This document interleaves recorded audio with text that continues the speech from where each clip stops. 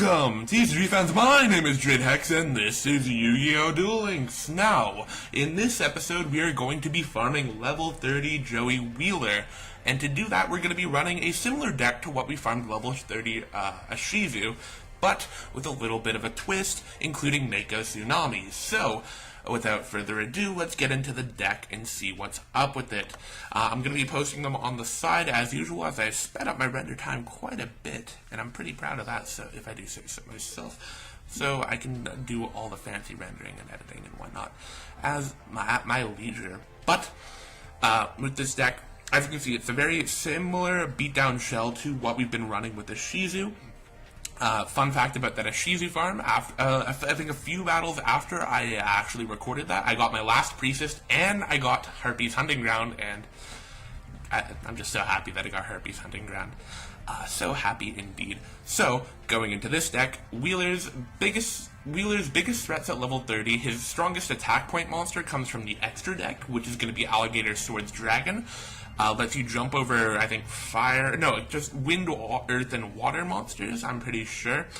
It's only a 1700 beater, and it's an extra deck thing, and he has no way to consistently summon it, so if it comes out infrequently, and even then, it's beatable by High-Tide Gyojin and Digreffer. But the specific reason we chose Mako for this deck, for one, is the fact that we don't need to use Banner of Command, because Joey does not have spell and trap removal, and also the Prawn Army is a fish, so he gets that extra 200 point boost and needs to get over the edge without the Banner of Command.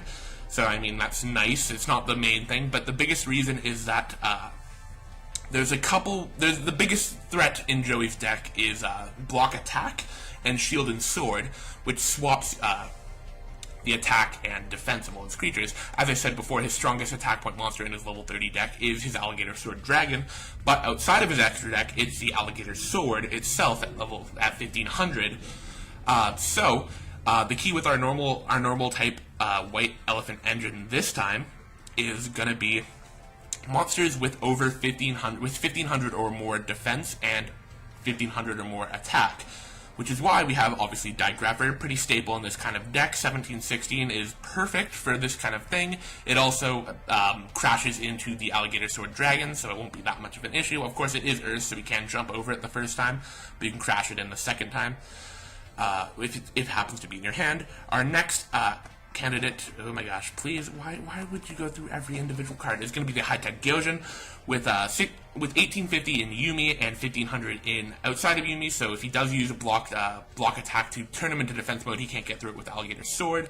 It does crash over the Alligator Sword Dragon and every other normal type he does have. Every other monster he does have. He has Karbonala Warrior also at 1500 from the extra deck, but he rarely summons it. But yeah, he can't get over it with Shield and Sword or Alligator Sword. He can crash into it with Alligator Sword, but he rarely crashes into monsters, especially if you're keeping control of the board. Other than that, we have our very third. This is just it's an Age of Discovery monster, but hopefully you guys got some of those before you can go in. If you didn't get the Age of Discovery cards, this can easily be replaced with Whiptail Crow, which can be found in Valkyrie's Rage, I think. Whiptail Crow isn't affected by Yumi, unlike Guardian of the Throne Room, which I think might be Neo Impact or the first one anyways, so it doesn't really matter. But Whiptail Crow isn't affected by Yumi and still has that 1650-1600 stat line. So it can definitely replace Gyojin if you don't have it, because you can't get it anymore from Age of Discovery. Our last normal is going to be the Red Archery Girl. You got this in the Pegasus starter deck, so again, if you don't have it, but you have Gyojin, you can replace it with Whiptail Crow. If you don't have either, you probably don't want to be running Yumi. You might want to replace one of these normals with Banner of Command, and also run the Guardian of the Throne Room if you have that. If you don't have all of those, you might be in a little bit of trouble, but you can just run like Jerry Beans or Dunams. The problem is he can get over them with Shield and Sword or block attack if you need to, and you'll take a lot of damage if you Shields and Swords your Jerry Beans man. But other than that, that should be roughly what we're looking at. Pretty straightforward deck. It's just beat down the opponent, summon Blue Eyes as soon as possible, and end with the Cuchulainn, I think is the actual pronunciation, but Cuchulainn, whatever. The Cuchulainn combo at the end, using the White Elephant Gift to cycle. Relatively consistent at level 30. I think it consistently gets anywhere from 6 to 8k depending on your glossies. In the event, I've been consistently getting 8k, so I can consistently get 7k with this, but we'll see. I haven't been really lucky with Joey at level 30 because I think I've only gotten Time Wizard and Metalmorph, and I had got those before I actually started farming him. That was me just auto-dueling Joey at that point. But the thing with Joey is none of his farms are too great. Metalmorph is of course good, but you get one from level up through Bandit Keith. And Time Wizard is going to be interesting if you have that Joey unlock skill that makes you land heads every time, so it's a nuke the field, kind of like a one-star Leviathan Dragon, if you will. But if you do get it and get that skill, it's pretty cool. But other than that, his farm isn't too exciting. Hinotama is core in the burn deck, but it's only a rare. Exchange might be useful in future auto duels, but other than that, in future legendary duelist duels if you want to get a card out of the AI's hand, but other than that, that's basically it. So, not too exciting with the farm, but I'm currently farming Joey, so I might as well share that experience with you. So, without further ado, let's get into this. Joey, I'm going to say Yug once, just for the sake of it's Joey, but other than that, no. Okay, so let's get into this, shall we? As I said before, any tweaks, any farm suggestions, anything at all, you can comment below and I'll look into it and I'll respond to everything and anything that goes in the comments. Don't troll me, please. But I will try to be as helpful as possible to anyone who wants it. That's what I'm here to do. So we got a decently standard start. We could summon Cuchulainn at the very beginning, but we can't sustain her for the amount of turns we need her to, as he summons the Alligator Sword. I'm going to start off with the Warrior Digrapher, just for the sake of it. We're going to crash that in, and basically we have board control for the rest of the game. Worst he can do is summon Alligator Sword Dragon. He'll jump over Digrapher first, if he needs to. We got a High Tide Gyojin. We can summon it, crash, and keep this control until the end of the game. I'll re-show you the combo for Piranha Army. Now that the Yumi's on the field, the only spells in his deck are, I'm pretty sure he has one more outside of, no, he has Polymerization, Shield and Sword, and Block Attack.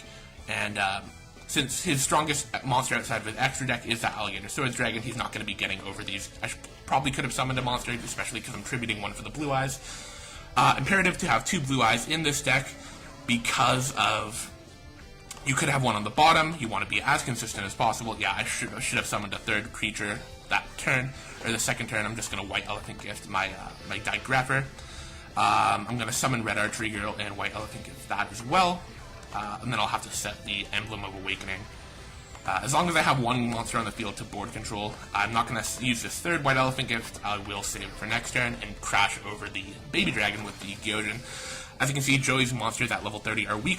Basically, the primary reason, here we go, here's going to be Alligator Sword Dragon, but since we have a High-Tide Gyojin on the field, he might activate Alligator Sword Dragon and Shield and Sword, but he'll activate Block Attack here. There we go. If he was going to activate Shield and Sword, he would have done it before he's Fusion Summoned. Oh dear.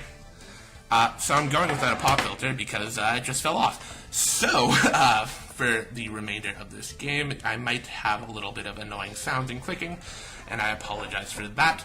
But Gyojin usually crashes over the Baby Dragon, or the Alligator Sword Dragon, so and he only has one in his deck. The other fusion deck is Karbonala Warrior, and that can't get over Gyojin even if he does have Shield and Sword or Block Attack, so we're pretty much golden. Let's use our third White Elephant Gift on the Gyojin. Just cycle through our deck a little bit more. We'll get 2 monsters by the time we run enough cards. We'll summon the Gyojin once here. I'm going to set the Ruryoku because there's no need to discard if you really don't have to. Let's just crash into his face down. I apologize if you hear those outside noises now, especially now that I don't have my pop filter. But yes. Okay, so we're going to summon the Digrapher, keep our hand size at a manageable pace. We might be able to summon both of them. But it depends on what we draw into. Yes, it looks like we'll be able to. No, we won't, because we'll have one card left by the time we summon the Digrapher, which means we won't be able to summon it on the final turn. So we will have to for sure ritual summon the Blue Eyes White Dragon. We will have to ritual summon the Blue Eyes White Dragon when we summon Cucullin. So let's see. I'll just summon Red Archery Girl. The thing with Red Archery Girl, as you can see, both stats, both attack and defense, are over 1500, so you can't get over it with Alligator Sword. It's not mandatory, but it's always nice that you can get a monster like that. And and Red Archery Girl is seldom used in anything, so might as well share the love when you can, especially when it combos so well with this particular strategy. Okay, so this is the last turn. We have to use the Piranha Army on this turn. We will activate our first Ryukyu on the Blue Eyes, of course. Boom, boom. This is actually the more conventional way you do this. Last time I did sacrifice the Blue Eyes with White Elephant Gift, but what's the emblem? No, this is the emblem. I apologize for the clicking. My pop filter is off, and it's kind of muffling my noise. Not muffling my noise anymore, so all the noises will be amplified, most likely. So, muscle memory, just kind of always tribute the Blue Eyes for the ritual, just even though you don't have to sometimes, just because in this case you will have to, and it's not really fun getting to the final turn and then screwing up. So we are going to get the Cucullin ability activated. I think that's based off a Celtic myth. That's why it's all funny spelled and whatnot. We're going to hit the ritual weapon, same as old. Get Cucullin's attack all the way to 50. Ryukyu it onto the Piranha Army. As per usual, you guys should get used to this combo by now, because that's usually how you find a good way to farm most opponents. If you can get to the end game with this, I think, 4-card combo, providing you can get Blue Eyes out, that's basically all you need to do. Cucullin can get over any of Joey's monsters, and that will be our game with 10k damage. To round it off, we'll probably get 8k due to the effect that we're under the event right now. But usually you can get anywhere from 6 to 7k normally, because of the not event shenanigans, and depending on how many glosses you do have. Yeah, okay, so we needed to get the event to get over that. Not an overly impressive farm. We got a lot of Joey exclusive cards with the Lava Battle Guard, the Red Eyes Black Metal Dragon, and the Grave Robber, and the Exchange. But other than that, none too impressive. But I could do another one, but as I said, I just want to show you the basic farm loop. That was a pretty standard game. He did summon his Alligator Sword Dragon, which is his biggest threat, and it's not really a threat when you're up against that. He can only do 1700 to max. Sometimes he'll destroy a monster, but you usually have enough to either crash into it or get over it some other way. But yeah, that's going to be it for this farm. And that's going to be it from me. My name is Jadehex, signing out, and I'll see you next time with more Yu-Gi-Oh! Duel Links.